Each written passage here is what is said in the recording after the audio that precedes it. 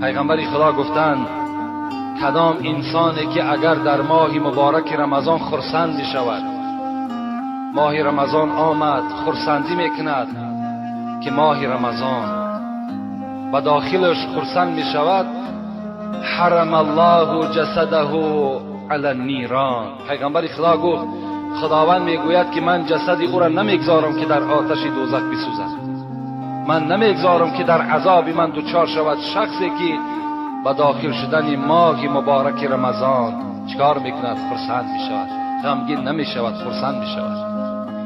برای چی؟ برای چی؟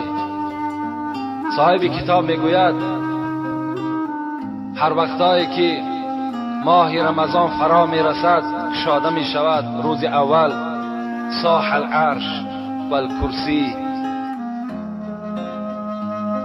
و الطیور فی الهوا السمك فی الماء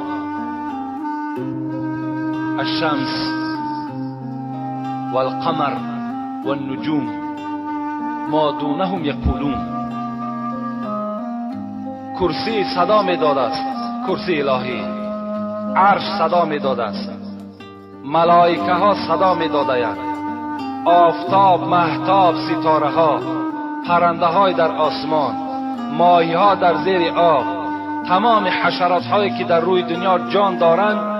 صاحب کتاب درة الناصحین میگوید همه اینها صاحه فریاد میزنند. چی میگویند؟ میگویند طوبی لامت محمد صلی الله علیه و سلم بما عندهم عند الله من الکرامه.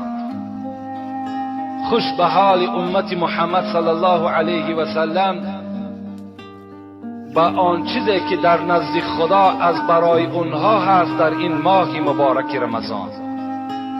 یعنی آن ثواب و آن اجرهایی که در این ماه مبارک رمضان است اونها با خبر هستند، اونها میدانند.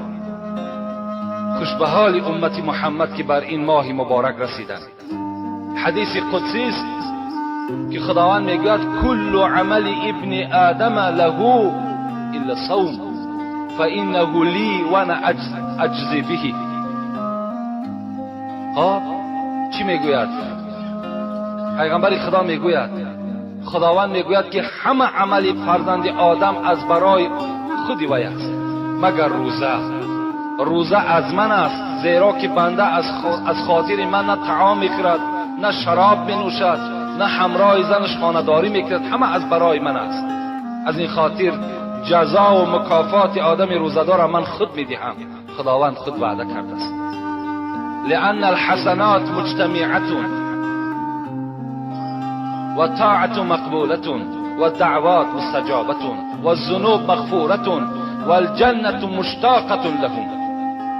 صاحب کتاب میگوید زیرا اینکه در ماه مبارک رمضان نیکی های شما 1 به 700 ضرب کرده می شود.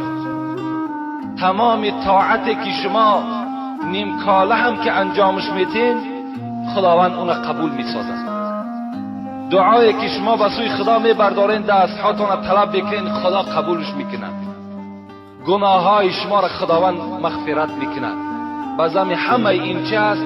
جنت مشتاق آدم روزدار است که آدم روزدار در داخل خودش جنت به اذن الهی جای میکنه. اذا جاء رمضان فتحت ابواب الجنه و غلقت ابواب النار و صفدت الشیاطین.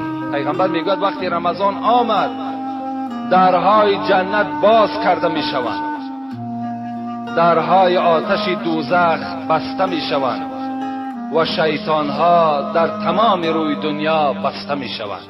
در این 1 ماه تمام مردم مسلمان از شیطان ایمن هستند.